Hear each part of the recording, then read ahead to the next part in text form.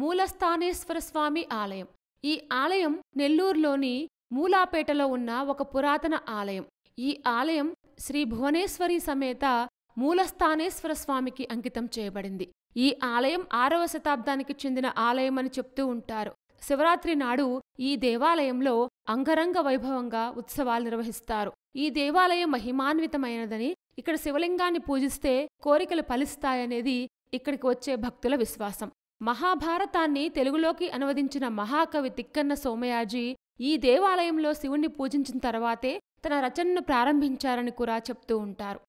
ఇక్కడ శివయ్య స్వయంభూగా నెల్లి వృక్షం అంటే ఉసిరి చెట్టు కింద లింగరూపంలో కొలువై దర్శనమిస్తారు. ఇక్కడ మూలస్థానేశ్వరునికి నలువైపులా వేణుగోపాలస్వామి, వీరభద్రస్వామి, నీలకంఠేశ్వర ఆలయం ఉన్నాయి.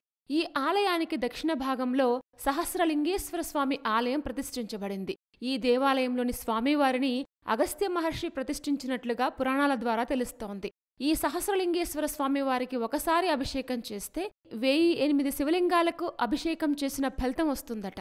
ఇక్కడ స్వామివారికి ఎడం వైపున భువనేశ్వరి అమ్మవారు కొలువు తీరి ఉన్నారు. అమ్మవారి ప్రదక్షిణా మండపం చుట్టూ నవదుర్గలు కొలువై ఉన్నారు.